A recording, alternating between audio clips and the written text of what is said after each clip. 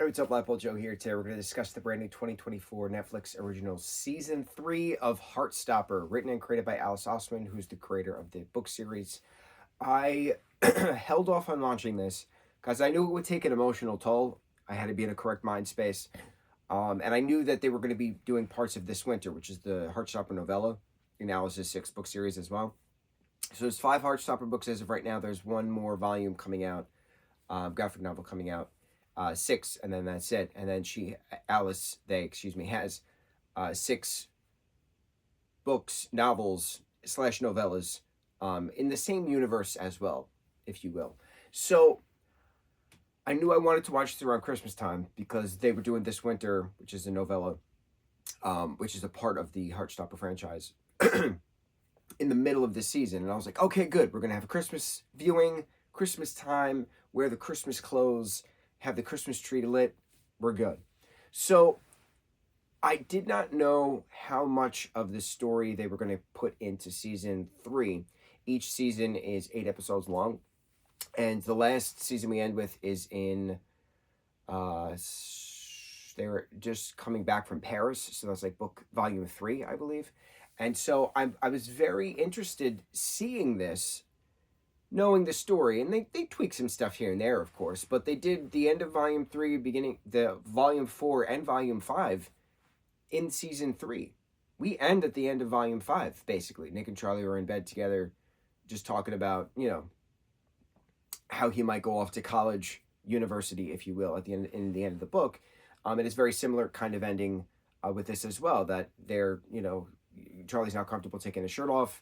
Nick and Charlie have been physical now for a while. The two of them are just laughing and, holding each other, in Nick's bed. But a lot happens. A lot happens from volume 3, 4, and 5 that they condensed into season 3. And to be completely honest, I'm okay with it. I'm okay with it, A, because the actors are growing very quickly. Obviously, they're all, in their 20s now. So it's a matter of how do you still have them play these teenagers who are now about to go off to university, et cetera, right? How do you continue on that story if they look like they're grown men? How does this work? So I also liked little tweaks here and there. I liked that Darcy's grandmother was a big part of this. I liked that things were just shortened, but conversations were summarized in an appropriate manner. I liked that Michael had a nice focal point of this as well. My only thing I didn't like about this season is that the entire book of Solitaire, which is Tori's book, that was the first book which introduced the characters of Charlie and Nick, was not a part of this. And in the timeline of events, after Christmas, January into February, is the events of Solitaire, Truman burning down. Like, that's a whole thing. Michael's a big part of that as well. Like, I wanted to see it. I wanted to see it on screen. But we didn't get it because then we end at the Summerfest in June, at the end of volume 5, at the end of season 3. It's my only personal complaint about Heartstopper is I wanted to see Solitaire. But in hindsight, those who have only read the Heartstopper volumes, the graphic novel series, probably didn't read, not probably, some of them probably haven't read the novels. And in hindsight, you have to read all of it. You have to read the Heartstopper universe books. Everything is connected. It's one world, one universe. Radio Silence is my favorite book, bar none. It changed everything, right? And so, of the Osmond franchise, Radio Silence is my favorite book, and I would have loved, obviously, to see an adaptation of that, but we're never going to get that because Aled's character is technically changed into Isaac's character for the show, and it's fine. I get it. I liked Isaac's character development. I liked the conversations that everybody had with aromanticism and asexuality. I liked that Imogen's character was starting to question herself as well. I liked her conversations with Sahar after they were making out at certain parties and things like that. I liked the Halloween episode. I liked the conversations of Charlie's mental health, him going to the facility, him having therapy sessions with Jeff after that. I liked how they shortened the self-harming scenes into just like, this is what happened kind of things.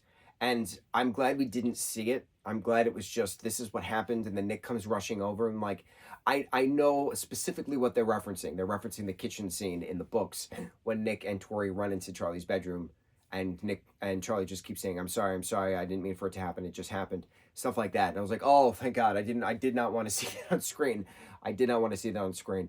It would have been too hard. It would have been very hard to watch that on screen. I like the trans conversations that we had as well within real life conversations. Trans rights are human rights. I enjoyed Darcy exploring the they them pronouns and then deciding to use they them pronouns from now on. I liked Tara's conversations about she doesn't know what she wants to do with her life. I liked Nick conversations. He doesn't know who he is without Charlie. It was very well done. Very well done. Not Charlie's mom. Nick's mom wasn't a part of this. Olivia Colman wasn't a part of this. She was doing other projects when they were filming this.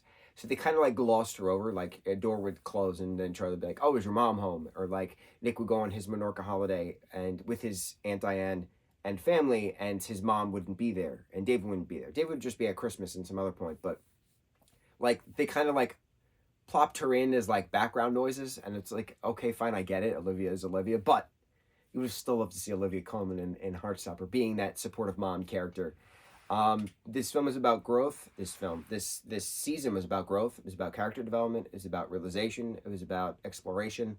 It was about communication. All of the Asians at the end of that. This was a healing season. This healed something in me I didn't know need healing, and I've been reading a lot up on other, queer adults, queer millennial adults for that matter. We did not get anyone, actually, yeah, a lot of us in general, not just one specific generation, did not get a same-sex romance experience in high school.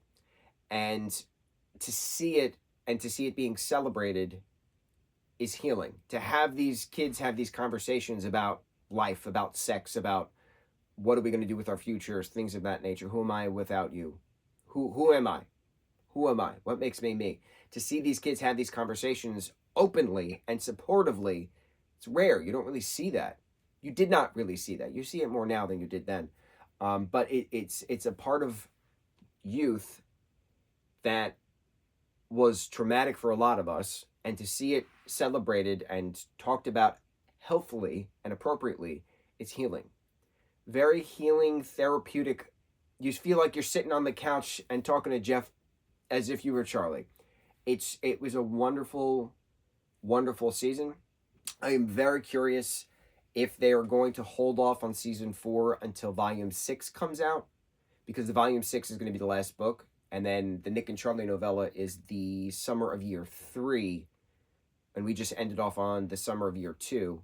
So I'm curious if they're going to wait on announcing a 4th season until the 6th book comes out. Like, I'm curious how that works, because they have to do one more wrap-up season. Like, I'll be totally fine with one more wrap-up season. I'll honestly be fine if they decide not to renew it, because the 3 that we were given is perfect. But I still would like a conclusion season. I would like an epilogue. I would like a finality. I would like us to end with the Nick and Charlie novella, see what happens next. Season 3 of Heartstopper. Thank you, Alice, for doing what you do. Thank you for the incredible cast, talent, crew. Makeup for Charlie's scars on the inside of his arms. Wonderful as well. Love it. Heartstopper Season 3. On to the next review. Mahalo.